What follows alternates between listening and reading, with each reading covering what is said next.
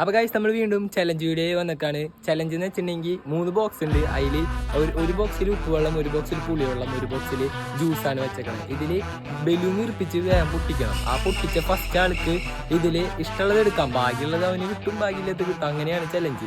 അപ്പോൾ നമുക്ക് വേഗം ചലഞ്ചിക്ക് പോകാം ഗൈസ്. റൂൾസ് എന്താണെന്ന് വെച്ചിട്ടുണ്ടെങ്കിൽ ബലൂൺ വീർപ്പിക്കുക. ബലൂൺ വീർപ്പിച്ച് ഏറ്റവും ആദ്യം പൊട്ടിച്ചിട്ട് ഇതിൽ നിന്ന് നമുക്ക് എടുക്കാം. ബലൂൺ എടുക്കുക, വേഗം പൊട്ടിച്ചവർക്ക് ഇതിൽ ഇഷ്ടമുള്ളത് വന്ന് വേഗം എടുക്കാം.